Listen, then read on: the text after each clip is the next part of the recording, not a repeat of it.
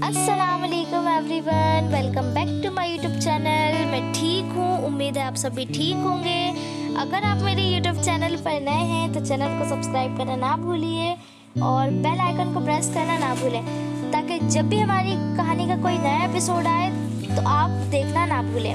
और आप हमारे साथ हमारी कहानी बिखरे हुए मोती के एंड तक बने रहें, ताकि हमारी कहानी में आने वाले नए नए मोड़ आपको दिलचस्प लगें। और अगर आपको हमारी कहानी पसंद आए तो लाइक कीजिए, कमेंट कीजिए, शेयर कीजिए और चैनल को सब्सक्राइब करना ना भूलें। तो चलिए रुख करते हैं हमारी कहानी के एपिसोड 2 की तरफ। इमरान, तुम किस लहजे में मुझसे बात कर रहे हो? इमरान के इस तरह से बोलने पर अम्मी को बहुत तेज गुस्सा आ गया था। तुम्हें अपने वालिदैन से बात करने तक का तमीज़ नहीं रहा, और तुम्हें आफरीन को भी कहीं ले जाने की ज़रूरत नहीं है। मैं खुद अपनी बेटी को दवा दिला लाऊंगी। बड़ी शर्म की बात है, अगर जावेद और आबिद को पता चला कि उनकी बहन के साथ तुम ये सलूक कर रहे हो तो वो उसे यहाँ रहने देंगे? मुझे इससे कोई मतलब नहीं है। मैं तो बस इतना जानता हूँ कि इस लड़की के आने से मेरी परेशानियाँ बढ़ जाती हैं। इस प्रॉब्लम के अलावा मुझे आपकी लाडली से कोई परेशानी या प्रॉब्लम नहीं है। इमरान वहाँ से जा चुका था। आप क्यों नहीं कुछ कहते? अगर यही हाल रहे तो इमरान हर तमीज़ और तहजीब भूल जाएगा। फरीदा अपने शौहर पर गुस्सा कर रही थी। कहने को मैं बहुत कुछ कह सकता था, लेकिन आप बोल रही थी, इसलिए मैं खामोश था। चलो अब समझा दूंगा। जाहिर मियाँ बीवी को गुस्से में देखकर बड़ी नर्म लहजे में बोल रहे थे। मुझे मालूम है आप कभी कुछ नहीं कहेंगे, आप ही की बदौलत इतना ज़बान-दराज हो गया है। फरीदा गुस्से में डाइनिंग टेबल से नाश्ते की प्लेटें इकट्ठी करती हुई कह रही थी और गुस्से में किचन में चली गई थी और जाते जाते इमरोज़ को ताकीद कर गई थी कि वो खुशबू को अपने साथ ले जाए और उसकी मदद करे। आफरीन को मैं दवा दिला लाऊंगी। नहीं, मैं नहीं जाऊंगी, आप जाइए, मुझे तो अपने घर जाना है। खुशबू, भाई की बात को क्यों बुरा मानती हो? वो तो है ही ऐसे, हर वक्त गुस्सा नाक पर ही रखा रहता है। नहीं इमरोज़, मैं नहीं जाऊंगी, मुझे तो घर जाना है, वो मुंह बनाकर कह रही थी। कोई घर वर नहीं जाना है। क्या ये तुम्हारा घर नहीं है? क्या हम तुम्हारे अपने नहीं हैं? अगर कोई अपना कभी कुछ कह दे तो क्या घर छोड़कर चले जाना चाहिए? अगर कभी जावेद या आबिद भाई ने कुछ कह दिया तो क्या तुम घर छोड़ दोगी? इमरोज़ गुस्से में बोल रहा था और पीठ करके खड़ा हो गया था। चलो, क्या खड़े रहोगे? देर हो रही है। खुशबू इमरोज़ के सामने खड़े होकर बोल रही थी और मुस्कुरा रही थी। चलो, पगली कहीं की। उसके सर पर धीरे से चपत लगाई थी और वो भी मुस्कुरा रहा था। अम्मी, हम लोग जा रहे हैं, अस्सलाम वालेकुम। वालेकुम अस्सलाम। इमरोज़ ने जाते हुए सलाम किया और अम्मी ने किचन में से जवाब दिया, आफरीन दवा ले आना। हॉल में बैठी आफरीन से खुशबू ने कहा था, हाँ तुम लोग जाओ, मैं चली जाऊंगी। उसको कॉलेज से वाकिफ कराया था। वो एक कोएड कॉलेज था, इसलिए इमरोज़ भी उसी कॉलेज में पढ़ता था। ये शहर का सबसे बड़ा कॉलेज था। इसी कॉलेज से इमरान ने एमकॉम किया था और अब आफरीन और इमरोज़ भी इसी कॉलेज में पढ़ रहे थे और अब खुशबू का एडमिशन भी यहीं कराने आए थे। आज सारा दिन कॉलेज में लग गया था। आखिर इतने बड़े कॉलेज में कुछ देर तो लगेगी ही। दोपहर के 3 बज रहे थे। इमरोज़, मुझे बहुत भूख लग रही है, हम घर कब तक चलेंगे? बस चल ही रहे हैं। अगर अब तुम्हें इतनी ज़ोर से भूख लगी ही रही है तो कैंटीन में कुछ खा लेते हैं, चलो। खुशबू को भूख से बेचैन देखकर इमरोज़ ने कहा था। दोनों ने कैंटीन में अपनी अपनी पसंद की चीज़ें मंगवाकर खाई थी। वेटर को बिल पे करके दोनों कॉलेज से बाहर आ चुके थे। काफ़ी देर हो चुकी थी। अरे बेटा, बहुत देर हो गई तुम लोगों को आने में। इमरोज़ और खुशबू को देखकर अम्मी ने सवाल किया था। जी अम्मी, लेकिन सब काम हो गया है, अब खुशबू कभी भी कॉलेज ज्वाइन कर सकती है। इमरोज़ सोफे पर बैठते हुए कह रहा था। तुम लोगों को भूख लगी होगी, मैं लंच लगा देती हूँ। अम्मी सोफे से उठते हुए कह रही थी। नहीं अम्मी, हम लोगों ने कैंटीन में खा लिया था, आप परेशान मत होइए। अच्छा किया बेटा, मुझे फिक्र लगी थी कि खुशबू भूख की कच्ची है और इतनी देर भी हो गई है, इसीलिए ज़्यादा फिक्र हो रही थी। अम्मी, आप क्यों भूल रही हैं कि मैं भी उसके साथ था, तो वो भूखी कैसे रह सकती है? इमरोज़ अपनी जिम्मेदारी जाहिर करते हुए कह रहा था। अम्मी, अब आफरीन की तबीयत कैसी है?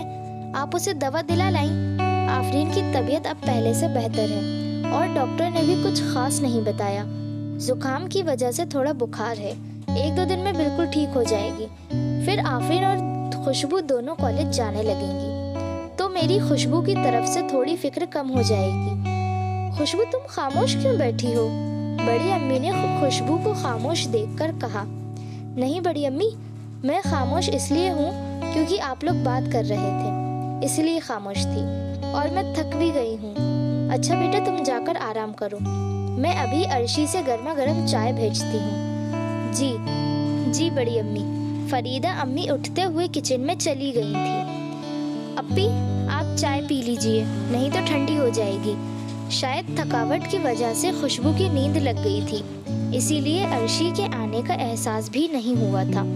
अच्छा अर्शी, तुम जाओ, मैं पी लूंगी। शाम का वक्त था, गार्डन में काफी चहल पहल थी। गार्डन में बैठे सभी लोग चाय का मजा ले रहे थे। फुफी भी आई हुई थी, जीशान भाई और जूबी आई हुई थी, जो मुझे बिल्कुल अच्छी नहीं लगती थी। हर वक्त अपनी नुमाइश के साथ साथ अपनी चीज़ों की नुमाइश किया करती और मुझे ये एहसास दिलाती कि मैं गांव से आई हूँ, एक गंवार लड़की हूँ। इस वक्त भी वो यही कर रही थी। खुशबू, तुम्हारी ड्रेस तो बहुत ओल्ड फैशन है, मॉडर्न बनो, मॉडर्न ड्रेस पहना करो। वो उसके अच्छे खासे सलवार सूट में कमी निकालते हुए कह रही थी और वो चुप न रह सकी, बोल पड़ी थी। हाँ, मेरा ड्रेस ओल्ड फैशन है, लेकिन यही ओल्ड फैशन मुझे बहुत अजीज है। अगर ऐसे मॉडर्न ड्रेस जिसमें जिस्म की खूबसूरती कम और जिस्म की ज़्यादा नुमाइश दिखाई पड़ती है, मैं ऐसे मॉडर्न ड्रेस का क्या करूँगी? वैसे मैं ऐसे कई ड्रेस खरीद सकती हूँ और इससे ज़्यादा बेशकीमती, लेकिन मैं जिस्म की नुमाइश की कायल नहीं हूँ। मैं अपने ओल्ड फैशन में ही खुश हूँ। खुशबू, तुमको इतना भी तमीज़ नहीं है कि बड़ों से कैसे बात की जाती है? पर फुफी, आप जूबी से भी तो कुछ नहीं कहती हैं, किससे क्या बोलना है? दूसरों को नसीहत करती रहती हो, जिसका दिल चाहता है इंसल्ट करती रहती है, तब आपको इस बात का एहसास नहीं होता? खुशबू, तुम चुप रहो, बहुत ज़बानदराजी करने लगी हो। बड़ी अम्मी, आप भी? खुशबू की आंखों में आंसू आ गए थे और खुशबू वहाँ से उठकर चली गई थी। अम्मी, आपने खुशबू को क्यों डांटा, जबकि सारी गलती जूबी की है? जब देखो खुशबू को गांव वाली कहकर उसकी इंसल्ट करती रहती है। अरे वाह भाई, फरीदा, तुम्हारे घर में तो सब मेरी बच्ची के पीछे ही पड़ गए हैं। चलो बेटा, अब और बेइज्जती बर्दाश्त नहीं कर सकती, बहुत हो गया, चलो। ज़ैनब गुस्से में उठकर जाने लगी थी। ज़ैनब आपा, रुकिए तो, बच्चों की तरफ से मैं आपसे माफ़ी मांगती हूँ। इमरोज़, जो बहुत देर से बैठा सब कुछ खामोशी से सुन रहा था, अब बोल पड़ा।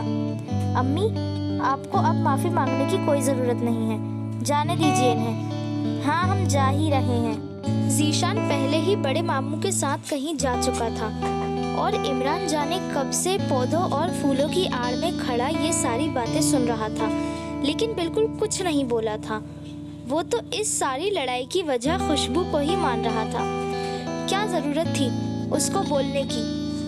आखिर है ना, लाड़ में बिगड़ी हुई, हर वक्त कुछ ना कुछ होना चाहिए लड़ाई करने के लिए।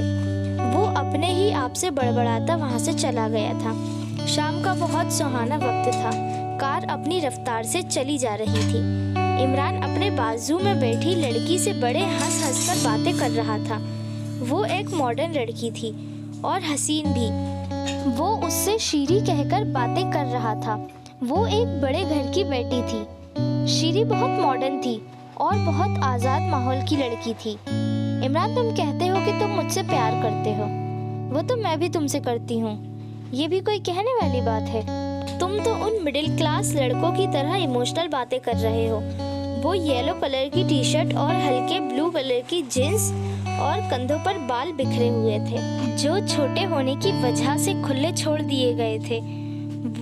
वो बहुत हसीन थी और उस पर गोरी रंगत और भूरी भूरी आंखें थीं, इसीलिए खूबसूरती पर गुरूर करना भी जायज़ था।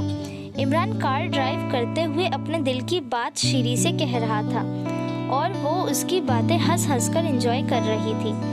और इस तरह के हंसने को और कहा भी क्या जा सकता है? काफ़ी लंबी ड्राइव पर निकल आए थे, इसलिए काफ़ी रात हो चुकी थी। इतनी रात शीरी की वजह से हुई थी।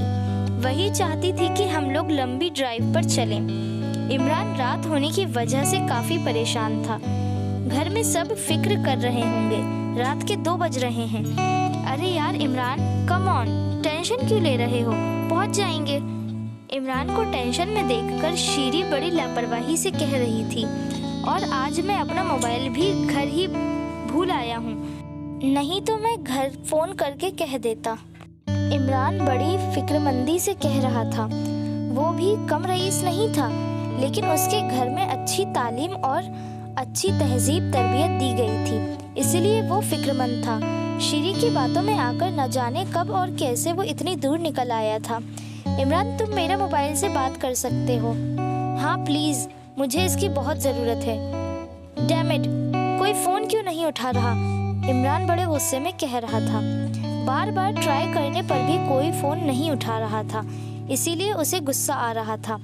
तभी किसी ने फ़ोन उठाया था। उसकी आवाज़ नींद में बोझल आवाज़ महसूस हो रही थी। आपको क्या लगता है ये नींद में बोझल आवाज़ किसकी थी? अपनी राय हमें कमेंट करके ज़रूर बताएं। आपने हमारी कहानी यहाँ तक सुनी, आपको हमारी कहानी कैसी लगी? अगर पसंद आई हो तो लाइक कीजिए, कमेंट कीजिए, शेयर कीजिए और चैनल को सब्सक्राइब करना ना भूलिए। तो चलिए मिलते हैं हमारी कहानी के नेक्स्ट एपिसोड में। तब तक के लिए खुदा हाफिज़ and thank you for watching.